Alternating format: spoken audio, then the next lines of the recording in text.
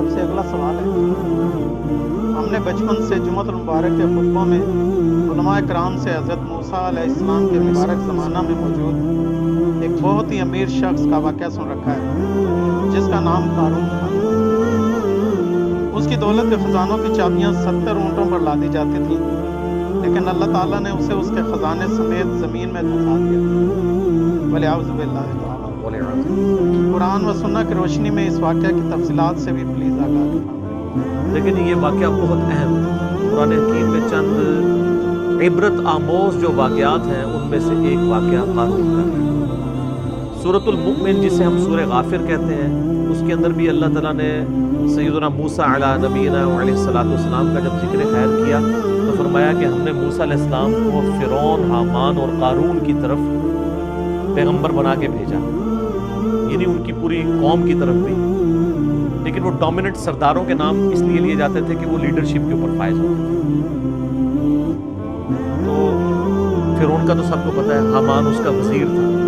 یہ قارون جو ہے نا، یہ اس اعتبار سے بڑا امپورٹنٹ تھا کہ قارون جو ہے یہ موسیٰ علیہ السلام کا کزن لگتا تھا رشتے میں۔ یہ تورات میں ہمیں اس کی ڈیٹیل ملتی ہے اور قرآن بھی اس کو سپورٹ کرتا ہے۔ وہ میں سورۃ القصص سے آپ کو انشاءاللہ آیات پڑھ کے بھی بتاؤں گا۔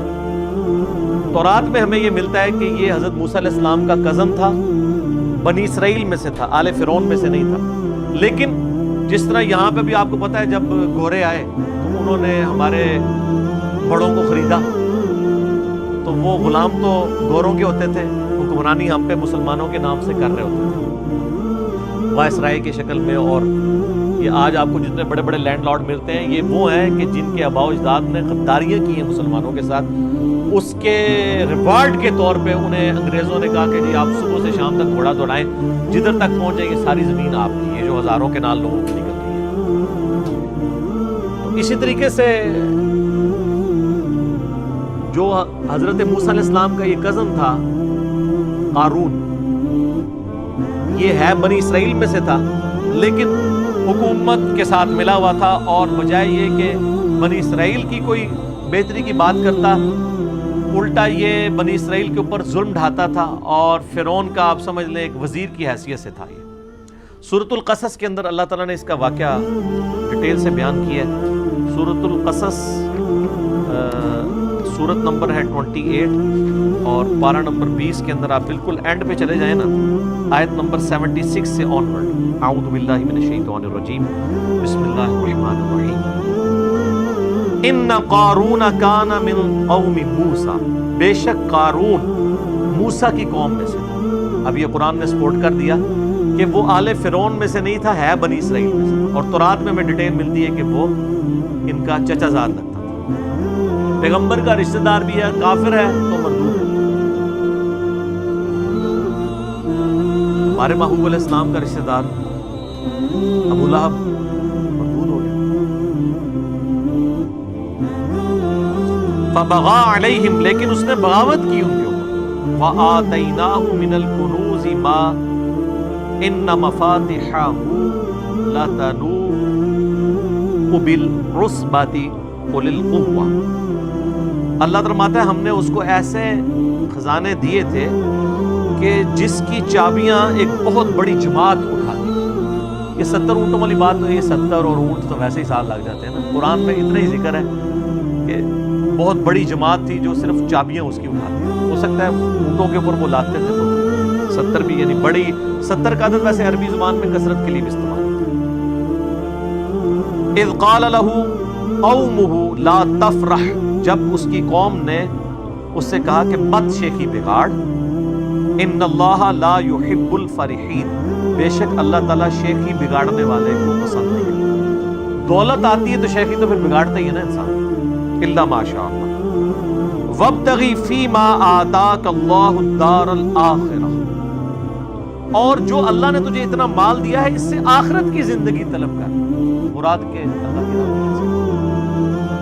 بخاری مسلم میں حدیث ہے کہ انسان کہتا ہے میرا مال میرا مال میرا مال، حالانکہ تیرا مال تو وہ ہے جو تو نے کھا کے ختم کر لیا یا پہن کر بوسیدہ کر لیا، باقی تو تیرے ورثاء کا مال ہے۔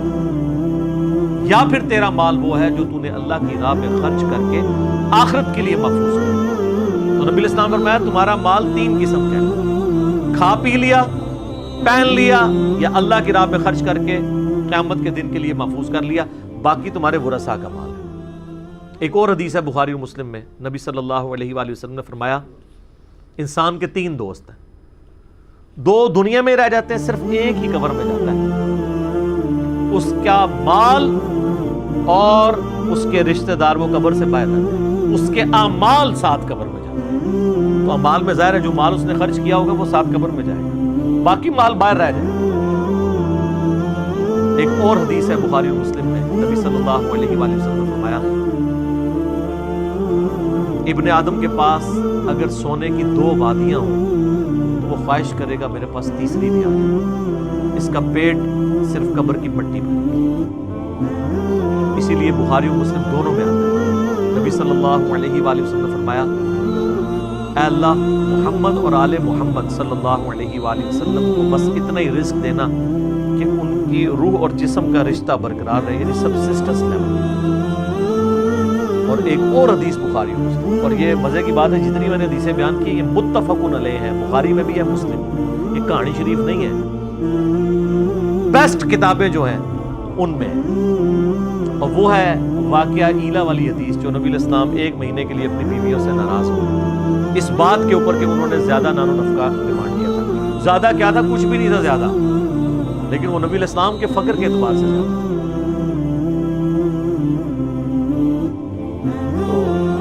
سورۃ الاحزاب کی آیات نازل ہوئی کہ اپنی بیویوں کو اختیار دے کہ میں تمہیں مال دے کے چھوڑ دیتا ہوں، اور اگر تم اللہ اور اس کا رسول اور آخرت کا گھر چاہتی ہو پھر اسی غربت میں نبی علیہ السلام کے ساتھ گزارا کرنا ہے. تو حضور نے ایک ایک بیوی کو آ کے آفر دی، سب نے اللہ اور اس کے رسول کو چوز کیا. تو اس حدیث میں آتا ہے وہ جو نبی علیہ السلام 1 مہینے تک ناراض ہو کے اپنی بیویوں سے چھت پہ چلے گئے، تو حضرت عمر فاروق جب ملنے کے لیے گئے تو نبی علیہ السلام ایک چٹائی پہ لیٹے ہوئے تھے، آپ کے اوپر کرتا بھی نہیں، صرف تہمت باندھی ہوئی تھی.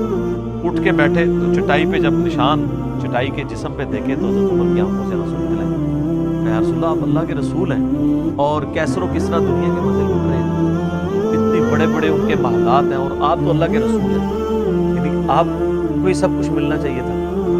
تو نبی علیہ السلام نے بہت زبردست چکی. آپ فرمایا عمر لگتا ہے کہ دنیا کی حقیقت ابھی بھی تجھ میں نہیں، کیا تم اس بات پہ خوش نہیں ہو کہ کیسر و کسرا یعنی رومن اور پرشین امپائر کے جو شہنشاہ ہیں وہ دنیا کے مزے لوٹے اور ہم آخرت کی سعادت لوٹ لیں. داغا کریں.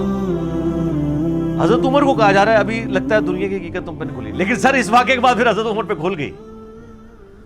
سر پھر ان کا ڈنڈا اتنا سخت تھا کہ جتنا عرصہ وہ رہے ہیں نا، نہ خود حرام کھایا نہ کسی کو کھانے دیے. اس لیے اللہ تعالیٰ نے ان کے دور میں رومنز اور پرشینز کو گرایا ہے. جنہوں نے حضور کی صحبت کی ہوئی تھی ان کو پتا تھا کہ نبی علیہ السلام کی زندگی کتنی فقر میں گزری ہے، ان کو دنیا کا مال دھوکہ نہیں دے سکتے. بہرحال اس واقعے کی طرف واپس آئے، سورہ قصص والا. تو اس کے ساتھیوں نے کہا کہ تجھے جو اللہ نے دیا ہے نا اس سے آخرت طلب کر، وَلَا تَنْسَ نَصِيبَكَ مِنَ الدُّنْيَا، اور دنیا میں بھی جو تو نے خرچ کرنا ہے اپنے لیے لوگوں کے اوپر اس کو بھی بے شک مت. ہم یہ نہیں کہتے کہ سب کچھ اللہ کی راہ میں خرچ کر دیں، اپنا بھی حصہ لے اس میں سے. وَأَحْسَنِ كَمَا أَحْسَنَ اللَّهُ إِلَيْكَ، اور تو لوگوں کے اوپر احسان کر اس مال کے ذریعے جس طرح اللہ نے تجھے مال دیا، یعنی اللہ کے دیے ہوئے میں سے اللہ کی راہ میں خرچ کر، غریبوں کے اوپر لگا. وَلَا تَبْغِ الْفَسَادَ فِي الْأَرْضِ، اور دیکھ اس کے ذریعے زمین میں فساد تو مت مچا. اگر تجھے دولت ملی ہے، یہاں پہ بھی آپ دیکھ لیں جس کے پاس دولت آئی ہے وہ ڈان بنا ہوا، اس کے لیے جناب بڑا وکیل کیا جج کرنا بھی کوئی مسئلہ نہیں ہے، وہ جج بھی کر لیتے ہیں. ارے ججوں نے کئی فیصلے دیے ہیں نا ایسے کہ جی ان کے اپنے جج بکے ہوئے تھے، تو وہ کسی نے پیسہ لگایا تو بکتے ہیں. ان اللہ لا يحب المفسدین، بے شک اللہ تعالیٰ زمین میں جو فساد کرنے والے ہیں نا پسند نہیں کرتا. اب اتنی زیادہ نصیحت سننے کے بعد دماغ کا خمار دیکھیں کہ قارون جواب میں کیا کہتا ہے. قال انما اوتیتہ علی علم عندی، وہ کہنے لگا یہ جو کچھ مجھے حاصل ہوا ہے یہ تو میرا کمال ہے، یہ میرے علم کی بدولت ہوا ہے، میرے پاس جو ہنر ہے، میں بڑا یعنی ہوشیار آدمی ہوں, میں نے بڑی چلاکی کے ساتھ بڑے صحیح ٹائم پہ انویسٹمنٹ کر کے جناب فلانی جگہ پلاٹ لے لیا سیدھے, آج جناب میرے اثاثے اتنے ہوئے ہیں. آج کل ٹی وی پہ آپ سوشل میڈیا پہ دیکھ رہے ہیں نا, بڑے بڑے شریف لوگوں کے اثاثے ڈسکس ہو رہے ہیں, جو دنیا کو یہ بھاشن دیا کرتے تھے کہ فلاں حرام خور ہے, فلاں کی جداد اتنے گناہ ہوگی, اپنی جدادیں آئی ہیں. اور جو لوگوں کہتے تھے ان کی تلاشیاں لو, اب یہ بھی اپنی تلاشیاں دیں نا نام لیے بغیر. تو جو لوگوں سے تلاشی مانگتا ہے اس کو اپنی تلاشی دیتے ہوئے کوئی غصہ نہیں کھانا چاہیے. اس کو کہنا چاہیے جناب یہ میرا منی ٹریل ہے, یہ دیکھیں. اس کی بجائے یہ کہنا شروع کر دے نہیں اس نے بھی دیکھو, یہ وہی ہے کہ پتر تو کیوں فیل ہویا, ابا جی تہاڈے دوست دا منڈا بھی فیل ہو گیا. بھئی اگر ابا جی کے دوست کا بیٹا فیل ہوا ہے تو اس کی وجہ سے تیرا فیل ہونا جسٹیفائی نہیں بیٹا, یہ کوئی جسٹیفیکیشن نہیں ہے.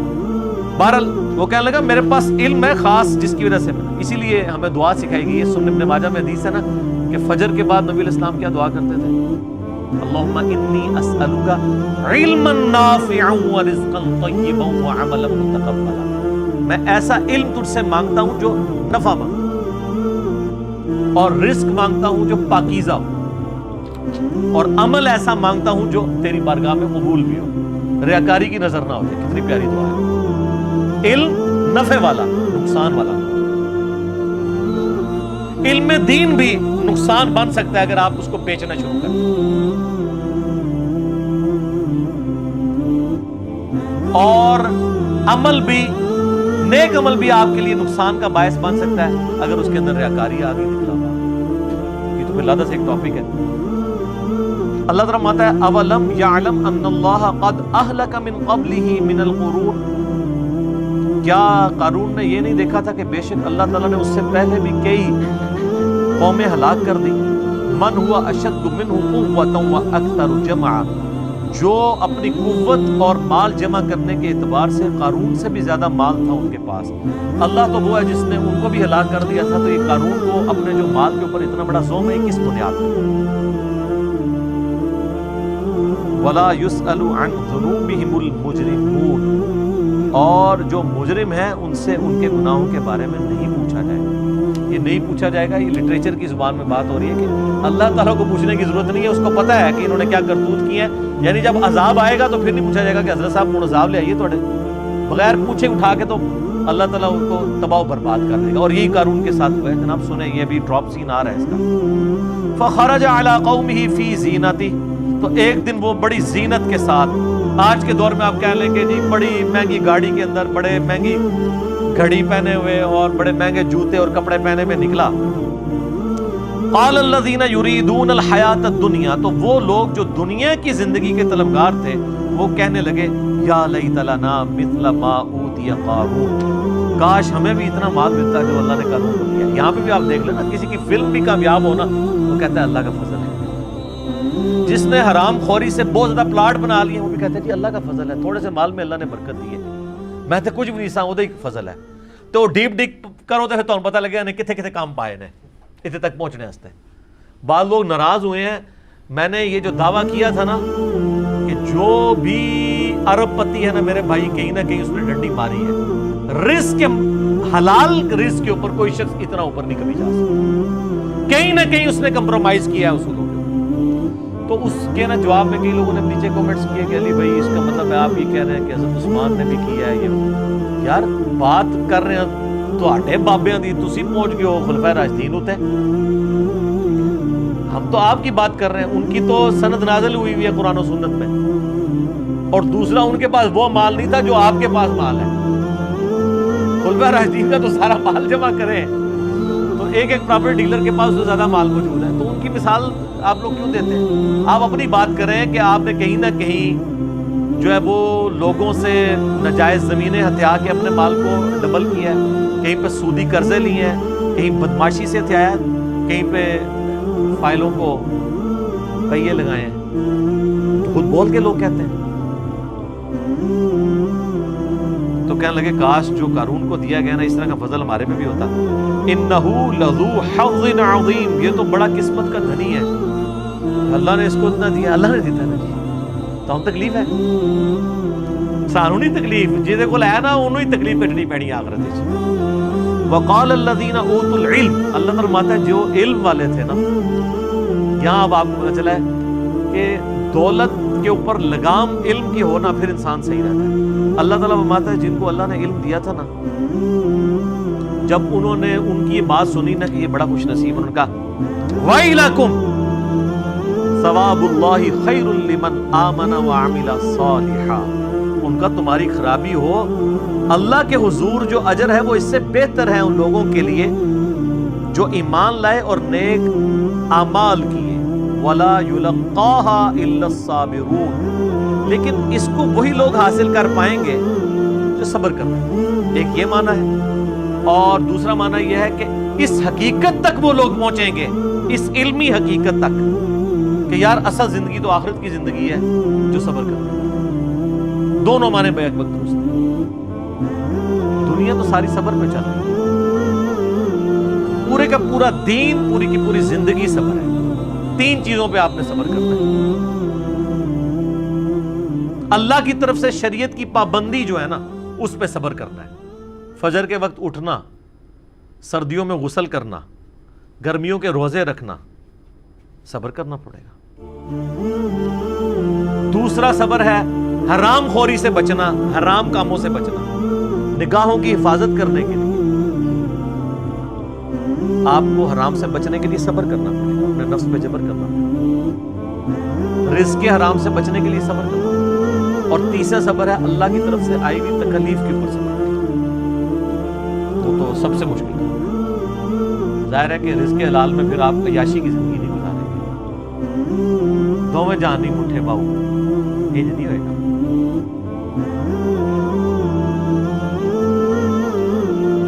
فَخَسَفْنَا بِهِ وَبِدَارِهِ الْأَرْضِ، تو اللہ تعالیٰ ہمارا ہم نے اس کو اس کے محل سمیت، خزانے سمیت زمین میں دھسا دیا۔ فَمَا كَانَ لَهُ مِنْ فِئَةٍ يَنْصُرُونَهُ مِنْ دُونِ اللَّهِ، پھر اس کے پاس کوئی ایسی فوج نہیں تھی، کوئی ایسی جماعت نہیں تھی جو اللہ کے مقابلے میں اس کی مدد کر سکتی۔ وَمَا كَانَ مِنَ الْمُنْتَصِرِينَ، اور نہ ہی وہ بدلہ لے سکتا تھا کوئی اللہ تعالیٰ سے اس کے اس معاملے۔ ہمارے کہنے کو بھی آیا اللہ فرماتا ہے ہم نے قوم سمود کو تباہ کر دیا، ولا یخاف عقباها، اور ہمیں کوئی ڈر نہیں ہے اگر ہم نے کسی کو برباد کر دیا کہ کوئی آگے ہم سے بدلا دے، کیونکہ ہم جس کو کر گزرے تو ہم سے تو کوئی نہیں پوچھ سکتا۔ یہ وہی چیز ہے، اللہ تعالیٰ ہمارے کوئی اس کی مدد نہیں کر سکی جماعت۔ اب آگے دیکھیں کیا ہوا، وَأَصْبَحَ الَّذِينَ تَمَنَّوْا مَكَانَهُ بِالْأَمْسِ، وہ لوگ جو کل تک یہ تمنا کر رہے تھے کہ یار ساڑھے کو بھی کروں جتنا مال ہوتا، اللہ فرماتا ہے اگلے دن کیا ہوا، یقولون وَيْكَأَنَّ اللَّهَ يَبْسُطُ الرِّزْقَ لِمَن يَشَاءُ مِنْ عِبَادِهِ وَيَقْدِرُ، وہ کہنے لگے ہائے افسوس، بھئی اللہ ہی ہے جس کے لیے چاہے رزق کو کشادہ کر دے اور جس کے لیے چاہے رزق کو تنگ کر دے۔ لولا امن اللہ علینا، اگر ہم پہ اللہ کا فضل نہ ہوتا، لخسف بنا، تو ہم بھی زمین میں دھسا دیے جاتے۔